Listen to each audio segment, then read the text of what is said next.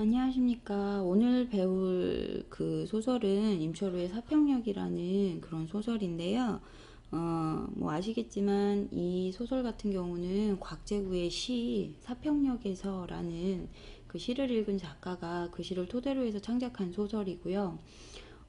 눈 내리는 겨울밤에 시골 간이역 그 사평역 대합실에서 막차를 기다리는 인물들을 통해서 1970년대, 80년대를 살아가는 그 민중들의 모습, 그리고 그들의 고단한 삶, 힘겨운 삶에 대한 내용이라고 생각하시면 돼요. 일단 간단하게 핵심 정리 먼저 체크하고 전체 중심 내용 정리하고 제시된 부분 마무리 정리할게요. 일단 갈래는 단편소설 체크해 두시고, 갈래 단편소설, 그 다음에 성격, 서정적, 그 다음 회상적, 그 다음 성찰적. 정리되셨죠? 자, 그 다음에 배경은 아까 앞에서도 얘기했었죠? 시간적 배경은 1970년대부터 80년대라고 보시면 되고요. 공간적 배경은 눈 내리는 어느 시골 간이역 대합실. 됐죠? 자, 그 다음에 시점은 전지적 작가 시점. 전지적 작가 시점. 그 다음에 주제. 서민들의 가난한 삶의 애환과 그리고 교감. 서민들의 가난한 삶의 애환과 그리고 교감. 그 다음에 특징 첫 번째. 곽재구의 시. 곽재구는 아시죠? 곽재구. 시 내용과 연결해서 문제가 잘 나오기 때문에 같이 연결해서 알아두시는 게 좋고요. 특징 첫 번째, 곽재구의 시 사평역에서 곽재구의 시 사평역에서의 서사적 상상력을 가미하여 서술했다. 됐죠? 자, 그 다음 두 번째, 중심 인물 없이 여러 인물들의 쓸쓸한 내면 풍경 제시. 중심 인물 없이 여러 인물들의 쓸쓸한 내면 풍경을 제시한다. 거기까지 정리해 두셨으면 간단하게 구성 정리할 건데요. 전체 내용 구성. 일단 발단부터 시작해서요. 발단, 전개, 그 다음에 절정, 위기 빼고, 그 다음에 결말. 이렇게 4단 구성으로 보통 보거든요. 그 중에서 발단 부분부터 먼저 정리해. 발단은 거기다 사평역 대합실에서 열차를 기다리는 사람들. 사평역 대합실에서 열차를 기다리는 사람들, 그런 모습을 제시했고, 그 다음에 그래서 여기 제시된 부분이 그 처음 부분, 발단 부분이라고 생각하시면 되고요. 그 다음에 전개 부분 정리. 전개 부분은 대합실에 모인 사람들의 다양한 사연 제시. 대합실에 모인 사람들의 다양한 사연 제시. 그 다음 절정 정리. 열차가 도착하고, 이제 막차가 온 거죠. 열차가 도착하고 모두 열차에 오름. 그리고 마지막 결말 부분에서는 대합실에 남은 미친 여자와 역장의 모습. 대합실에 남은 미친 여자 그리고 역장. 거기까지 정리되셨죠? 여기에서 가장 중요한 핵심 소재는 아시죠? 톱밥 난로거든요. 거기 간단하게 빈 부분에다가 써두시는데, 톱밥 난로를 통해서 여기 나오는 대학생, 그 다음에 서울 여자 간단히 그림 그려도, 그 다음에 춘심이, 그 다음에 행상꾼 아낙네들, 자, 그리고 농부, 그리고 중년 사내, 이런 인물들이 이 톱밥 난로를 통해서 거기다 정리. 첫 번째, 각자의 삶을 회상한다. 각자의 삶 회상 첫 번째. 그 다음 두 번째, 삶에 대한 상념. 고민을 하는 거지, 생각. 삶에 대한 상념에 빠짐. 간단하게 정리 그려두시고, 그 다음에 여기에 등장하는 톱밥 난로와 기차, 그러니까 막차죠, 막차. 이 두 가지의 상징적 의미는 반드시 알아두셔야 되는데요. 거기에다가 간단히 쓰세요. 일단 톱밥 난로의 상징적 의미부터. 톱밥 난로. 자, 씁니다. 자, 막차를 기다리는 인물들로 하여금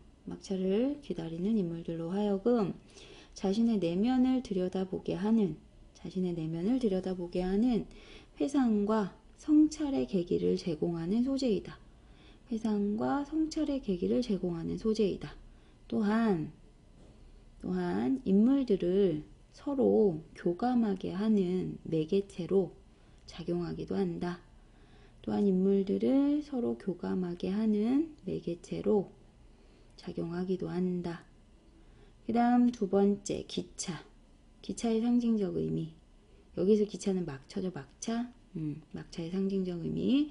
자, 쓰세요. 자, 고단한 삶을 살아가는 사람들이 기다리는 대상으로 삶의 행복이라는 상징적 의미를 가진다. 삶의 행복이라는 상징적 의미를 갖고, 이 기차는 쉽게 도착하지 않는데 이것은 고통받는 사람들에게 행복은 쉽게 오지 않는다는 것을 의미한다. 고통받는 사람들에게 행복은 쉽게 오지 않는다는 것을 의미. 자, 그 다음에 여기 나와 있는 인물, 특정한 주인공 없이 여러 인물들의 그 이야기를 쭉 이제 보여준다고 얘기했잖아요. 그 중에 이제 가장 먼저 나오는 농부부터 먼저 시작을 하면, 여기 첫 번째 인물 농부부터 시작할게요. 자, 농부는 거기다 간단히 정리. 노인의 아들이고요. 노인의 아들. 평생 농사를 짓고도 가난과 근심에서 헤어나지 못하는 사람. 됐어요? 노인의 아들, 평생 농사를 짓고도 가난과 근심에서 헤어나지 못함. 그 다음 두 번째, 중년사내. 체크. 중년사내. 정리. 이데올로기의 대립 속에 자신의 이념을 지키려다 감옥에 갇혀 살다가 추록한 전과자. 됐지? 자, 그 다음 대학생 체크하시고, 대학생. 독재정권 시절 학생운동을 하다가 제적당한 대학생이고요. 내면의 순수함을 지닌 인물. 독재정권 시절 학생운동을 하다가 제적당한 대학생, 내면의 순수함을 지닌 인물. 됐죠? 자, 그 다음에 서울여자 정리. 서울여자는 과부이자 식당집 주인. 탐욕적이며 물질을 추구하지만 보기와는 달리 인정이 많고 따뜻한 심성을 지닌 인물. 탐욕적이며 물질을 추구하지만 보기와는 달리 인정이 많고 따뜻한 심성을 지닌 인물. 자, 그 다음에 춘심이 체크하고, 춘심이는 술집 작부. 술집에서 술 파는 사람. 술집 작부. 그 다음 산업화의 그늘에서 어쩔 수 없이 몸을 팔 수밖에 없었던 인물. 산업화의 그늘에서 어쩔 수 없이 몸을 팔 수밖에 없었던 인물. 그 다음 행상꾼 아낙네들 체크. 행상꾼 아낙네들은요, 정이 많은 떠돌이 행상꾼의 전형적 인물. 유형. 여기까지 정리되셨죠?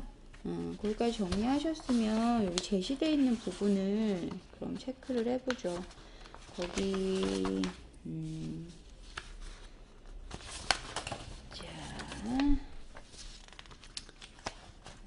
자, 먼저 첫 번째 문단 보시면 좀 아까 했던 그 톱밥난로 있죠, 거기. 톱밥난로 체크하시고, 톱밥난로 여기다 쓰세요. 톱밥난로는 따뜻하고 포근한 이미지고, 사람들의 회상과 성찰의 계기, 그리고 교감의 매개체. 요거까지 간단히 정리.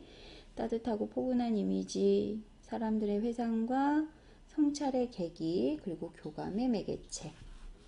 하셨나요? 그 다음 그래서 거기 보시면 첫 번째 문단 그거 체크해 두시고, 자, 찬 공기를 덮이기에는 어림도 없을 듯 싶다. 여기까지 끊으시고요. 그다음 문단 정리해요. 대합실에 남아있는 다섯 사람의 모습. 대합실에 남아있는 다섯 사람의 모습. 대합실에 남아있는 다섯 사람의 모습.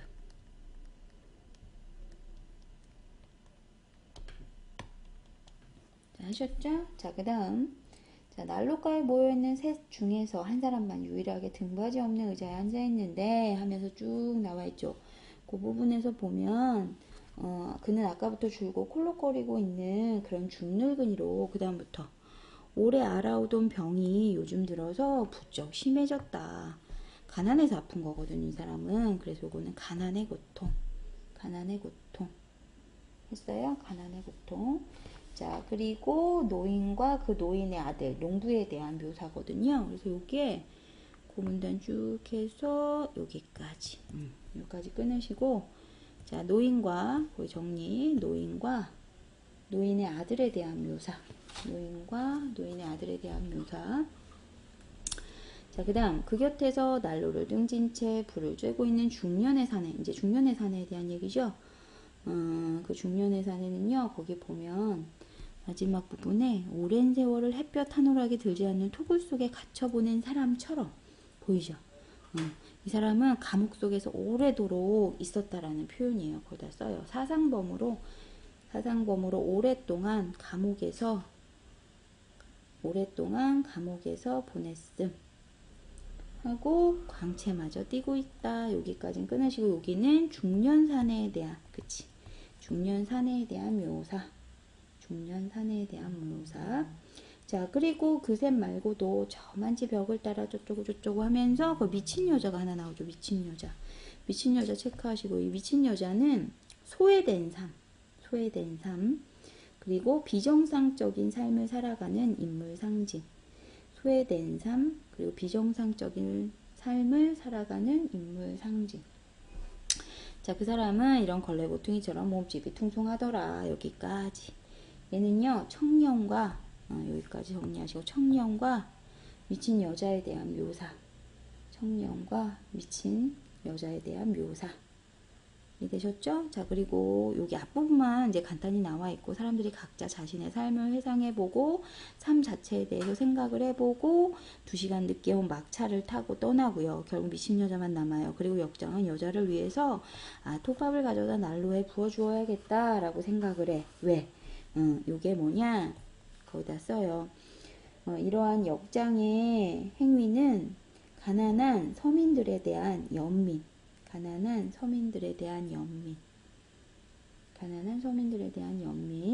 실제로 많이 나오는 소설이고요. 그리고 이 소설뿐만 아니라 곽재구의 시 사평역에서랑 같이 묶어서 어디가 똑같고 어디가 뭐 변화가 됐고 이런 것들을 같이 묶어서 물어보는 경우가 많기 때문에 반드시 알아둬야 되는 작품 중에 하나예요.